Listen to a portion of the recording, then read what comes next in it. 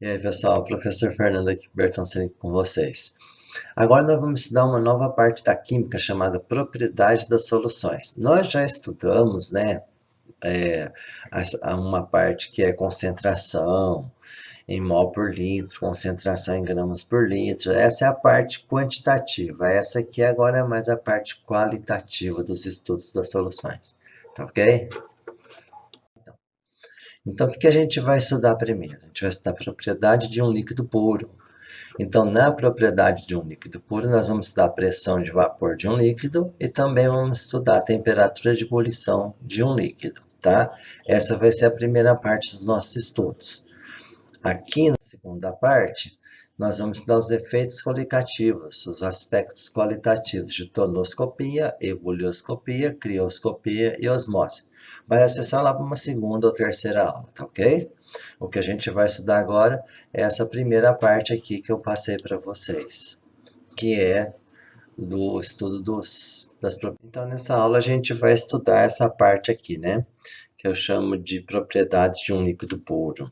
Então, a pressão de vapor de um líquido e a temperatura de ebulição de um líquido. É isso que a gente vai estudar nessa primeira aula aqui, tá ok? Então, vamos lá. Então, eu coloquei alguns questionamentos aqui para a gente estar pensando e raciocinando para ver o que a gente realmente vai estudar aqui. Então, olha só, eu vou colocar algumas perguntas aqui para começar a gente entender o que a gente vai estudar. Então, olha aqui, ó, ao acompanhar o aquecimento da água em uma chaleira ou em um recipiente qualquer, é possível observar que à medida que a temperatura do líquido aumenta, o vapor é eliminado mais intensamente, até que o momento atinge a ebulição do líquido. Isso aí é um experimento simples, né? Coloca lá uma panela no fogão, você vai ver que vai começando, né, a entrar em ebulição, vai começar, mas no momento que a pressão atmosférica se iguala à pressão do líquido, aí que vai ter a temperatura de ebulição. Mas aí vem o questionamento, olha lá. Em que temperatura a água entra em ebulição?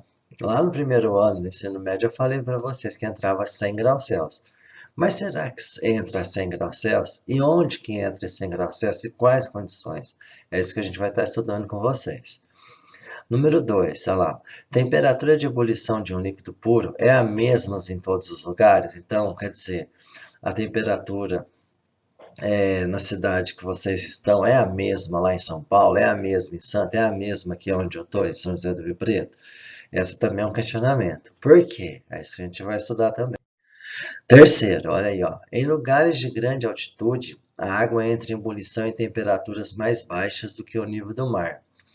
É uma atmosfera. Entre várias consequências, uma delas é a dificuldade de cozinhar os alimentos. Como é possível, nessa situação, favorecer o cozimento? É isso que a gente vai estar olhando e aprendendo aí. E a gente vai justificar isso com os nossos estudos. Tá ok? Beleza. Então vamos lá. O quarto questionamento. As pessoas comumente adicionam certa quantidade de sal em água no cozimento dos alimentos. Esse procedimento faz com que os alimentos cozinhem mais rapidamente. Como isso pode ser explicado? Então a gente vai estudar essa parte aí, que é para responder essas questões, tá ok? Então vamos lá. Então primeiro, né, ó, começando os nossos estudos, então, ele fala assim, ó, as propriedades físicas. Deixa eu pegar o lápis aqui. Ó, ele está falando aqui que as propriedades físicas. Vamos lá, tá vendo? As propriedades físicas e químicas da matéria dependem das substâncias que compõem. Assim, as soluções apresentam propriedades diferentes das substâncias que originam. Algumas das propriedades das soluções dependem exclusivamente da proporção entre seus constituintes, ou seja, da concentração do soluto e não da natureza. Então, essa parte que a gente vai estudar, cada substância vai se comportar de uma maneira. Cada substância tem uma temperatura de ebulição. Isso é uma propriedade específica da matéria, que a gente já estudou lá no primeiro ano. Agora, o que ele quer dizer aqui? Ó? Porém, para entender essas propriedades relacionadas às soluções, é importante conhecer duas propriedades dos líquidos puros. É isso que a gente vai ver agora. Quais são essas propriedades? Olha aqui, ó. A pressão de vapor e a temperatura de ebulição. Então, nós precisamos conhecer essas duas propriedades, a pressão de vapor e a temperatura de ebulição. Isso que a gente vai começar então. Então, olha lá. Propriedades de líquidos puros. Olha o que ele fala para a gente. As moléculas de um líquido puro, como as de água, não precisam entrar em ebulição para que passem para o estado gasoso. Isso eu já expliquei para vocês. Por exemplo, por que uma poça d'água evapora e não chega a 100 graus Celsius? É porque aquelas partículas da superfície elas conseguem uma energia suficiente para evaporar aquelas primeiras moléculas, aquelas mais superficiais. E assim vai evaporando. Então, não precisa chegar a 100 graus Celsius. Eu já falei com vocês já. E ele fala aqui, ó, a maioria das pessoas sabe que em um sistema aberto a água tende à evaporação, como eu acabei de dizer. Essas duas formas relacionadas à passagem do estado líquido para o estado de vapor são conhecidas como vaporização. Nós estudamos uma terceira também, né? Qual que é a terceira, vocês lembram? Calefação, isso que é aquela instantânea, né? Então vamos lá, a diferença entre elas é a temperatura e a velocidade de transformação. Falei isso já para vocês lá no primeiro ano, pois depende da quantidade de energia envolvida no processo. Então, evaporação é uma coisa e ebulição é outra coisa, mas os dois são a passagem do estado líquido para o gasoso, então tem uma diferença, que é o que ele disse aqui para a gente. A diferença entre elas, ó, é a temperatura e a velocidade de transformação do estado líquido para o estado gasoso. Tudo bem, pessoal? Beleza? Joia! Então vamos lá. Olha lá, a facilidade de algumas substâncias para liberar moléculas no estado gasoso é chamada de volatilidade. Então tem substâncias, pessoal, que são mais voláteis. Então eu vou dar um exemplo simples aqui. Todos vocês já viram a mãe de vocês, a tia, ou até vocês, né, fazer as unhas. E lá ela usa acetona. Quando ela abre a acetona, o ambiente fica cheirando acetona. Por quê? Porque ele é muito mais volátil, ele evapora muito mais facilmente na temperatura ambiente. Já a água não, a água demora um pouco mais para evaporar. Então eu falo que a acetona é mais volátil do que a água, porque ela evapora mais facilmente, tá? Não que entre em ebulição, mas que evapora mais facilmente. Isso nós chamamos de volatilidade, uma substância mais volátil que a outra, beleza? Então ele fala assim, ó, as moléculas de um líquido volátil tendem a escapar da superfície passando para a fase de vapor. No entanto, a volatilidade de um líquido puro depende da natureza e da intensidade das forças de atração entre as moléculas. Essas intensidades dependem da natureza primeiro. A água é diferente da acetona, então a natureza são diferentes. E as propriedades são diferentes. E também depende das forças intermoleculares, que eu já passei para vocês, que é as ligações de hidrogênio, que é a mais intensa, depois tem as primeiras ligações de hidrogênio, depois as ligações de polo, né, ou a gente fala de força de polo, e tem as de polo induzido, de polo instantâneo. Isso eu já expliquei. Caso vocês não estão lembrados, pega no canal lá, que no canal tem, tá bom? Essa aula.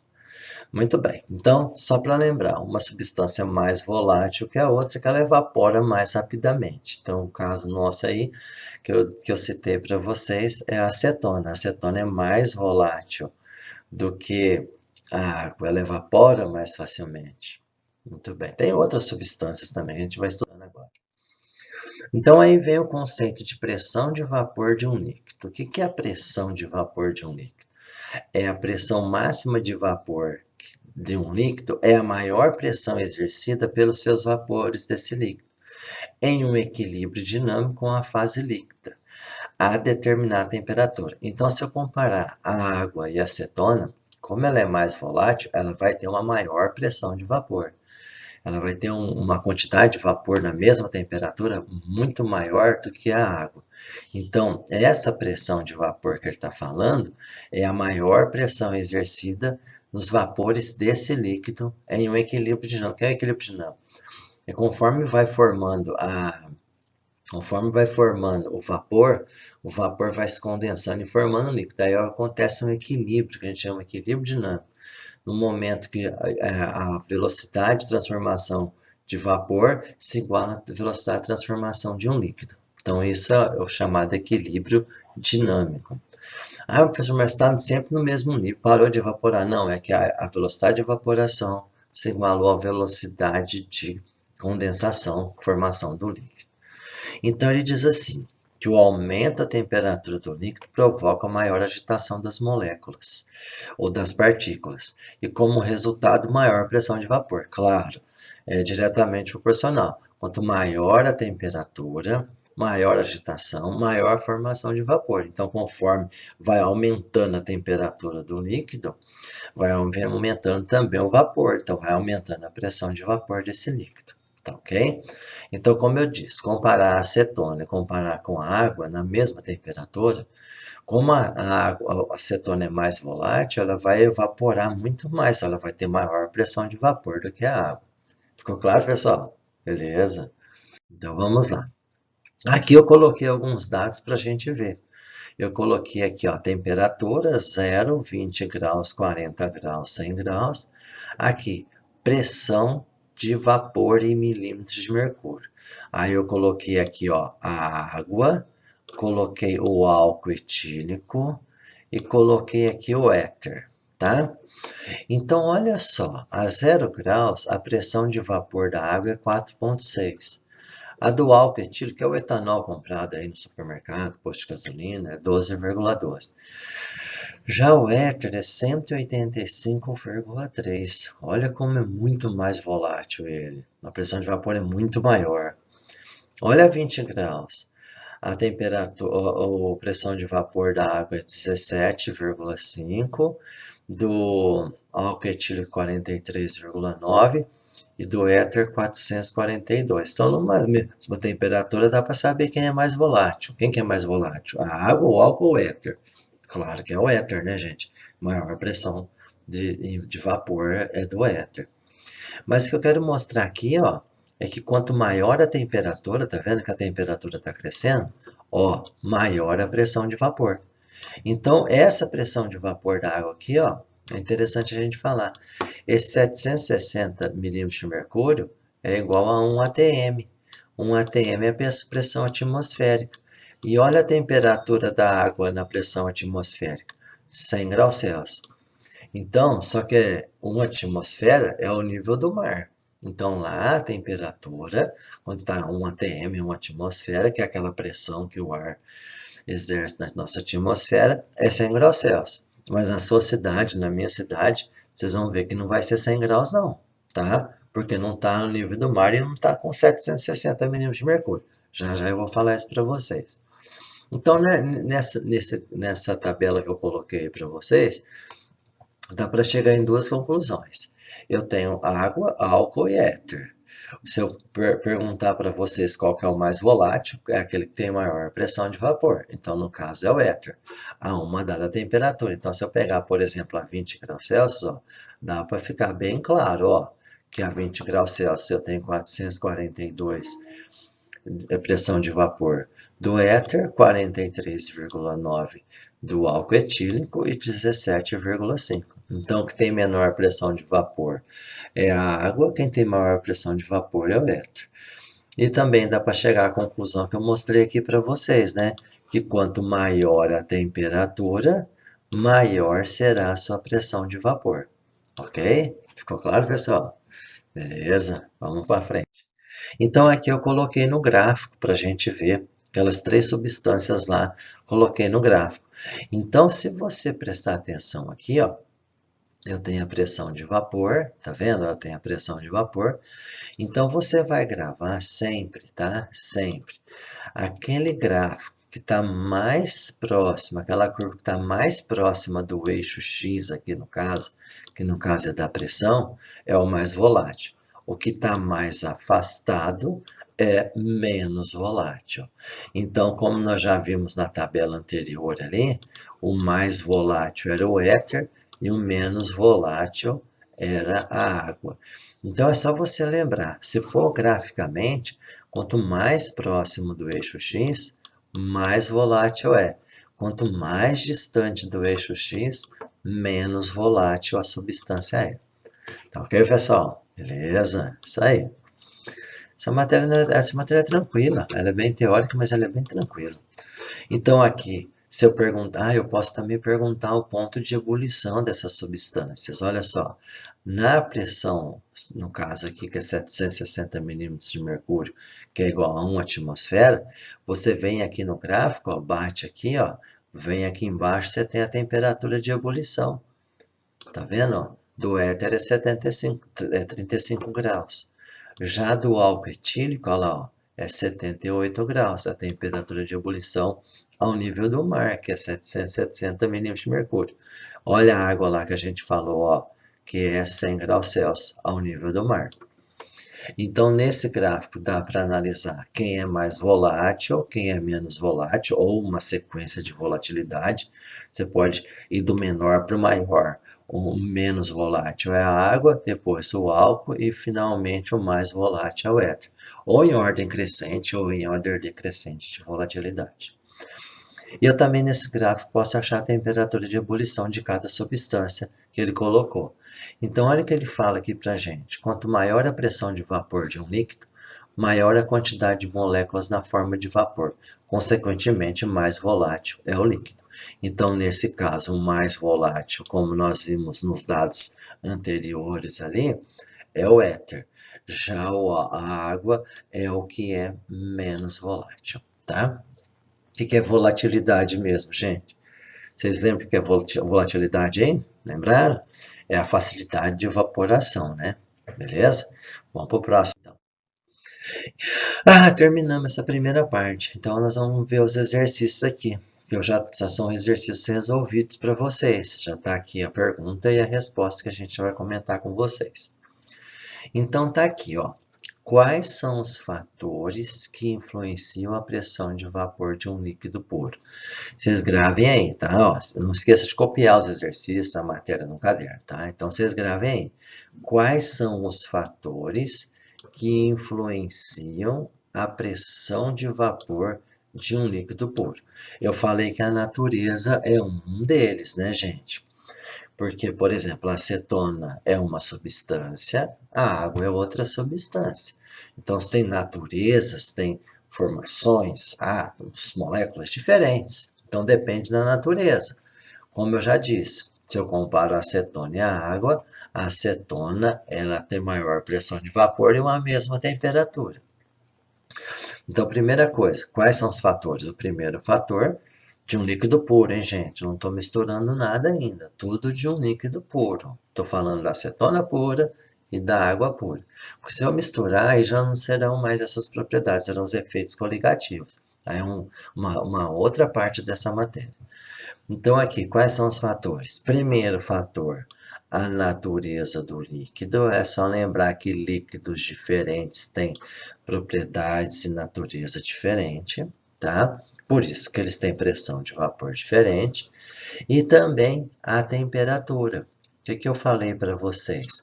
Quanto maior a temperatura, o quê? Maior ou menor a pressão de vapor? Lembra do gráfico e lembra lá dos dados que eu coloquei? Ó, com certeza, maior a pressão de vapor. Então, eu só estou falando aqui de líquidos puros, tá? Eu não acrescentei nada neles, é só líquidos puros. Então, vai depender da natureza do líquido e vai depender também da temperatura. Então, eu já falei, quanto maior a temperatura, maior a formação de vapor, porque está passando do estado líquido para o estado de vapor, então será maior a pressão de vapor. Beleza essa primeira questão, pessoal? Tranquilo? Aê, muito bom. Olha a segunda questão. Coloquei um gráfico aí para vocês. Então, olha lá. O gráfico abaixo representa a pressão de vapor do eixo, né, das ordenadas em função da temperatura, eixo das abscissas, de 3 substâncias. Então, eu coloquei o éter, o álcool, que é o álcool etílico ou etanol, e a água. Então, como eu expliquei lá para vocês, ó, aqui no eixo que a gente chama no eixo Y ou no eixo das ordenadas está a pressão e no eixo da temperatura o X está a temperatura. Então aqui, ó, eu tenho esse gráfico. Aí ele vai fazer as seguintes perguntas. Olha lá, qual substância do gráfico é mais volátil? E aí, pessoal, para um pouquinho a videoaula aí e vê aí qual que, ou volta um pouquinho a videoaula ou nas anotações de vocês e me diga qual deles que é mais volátil, o éter, o álcool e a água. Ah, professor, precisa fazer experimento. Não, ele está te dando o gráfico. Se ele está te dando o gráfico, você consegue entender pelo gráfico.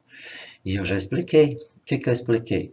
Quanto mais a substância, a curva estiver mais próxima do eixo das ordenadas, ou do eixo X, mais volátil ele é. Quanto mais distante, eu acabei de explicar isso para vocês, menos volátil ele é. Então aqui, ó, o que eu posso falar que é a substância mais volátil? Está aqui, ó, o éter. O éter é a substância mais volátil. Está aqui, ó. Olha lá, já até respondi como eu falei para vocês. Esses são exercícios resolvidos que eu fiz para vocês. Estou comentando cada um deles. Então eu posso falar que qual delas é mais volátil é o éter, e se ele perguntar qual tem maior pressão de vapor, também é o éter. Só que no item B ele perguntou qual das substâncias possui menor pressão de vapor. Olha, quem possui a menor pressão de vapor é aquele líquido menos volátil. O líquido menos volátil é o que tem menor pressão de vapor. Então, só poderia ser a água. Então, quem tem menor pressão de vapor é a água. Então, vocês vão lembrar, dá para a gente fazer duas coisas aqui para a gente guardar de vez isso. Primeiro, qual que é o mais volátil? É aquele que tem maior pressão de vapor, aquele que evapora mais facilmente. Aquele que evapora mais facilmente, eu falei, é na curva que está mais próximo do eixo Y, ou da pressão aqui no caso das ordenadas. Então, no caso que eu falei para vocês aqui, é o éter, ele é o mais volátil. E depois, eu já falando que se ele é mais volátil, é porque ele tem maior pressão de vapor. E a água é o que tem menor pressão de vapor, então ela é a menos volátil. Ficou claro, galera? Beleza, isso aí sim, hein? Esse foi o segundo. Então vamos para o último exercício, pessoal. Olha lá. Quando as manicures estão retirando os esmaltes das unhas das suas clientes, elas usam uma solução renovadora à base de acetona. Eu já comentei isso com vocês, né? Que a mãe de vocês, tia, vocês mesmos devem fazer. Então, a acetona é volátil, a gente já sabe. Em comparação com a água, então, nem se fala.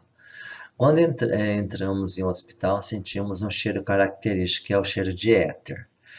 Quando estamos abastecendo o carro com álcool, que hoje nós chamamos de etanol, estamos usando um combustível alternativo. Então, eu tenho três substâncias: o álcool, a acetona e o éter. Qual das três é mais volátil? Assim, lá no vestibular, será que você vai lembrar qual que é mais volátil?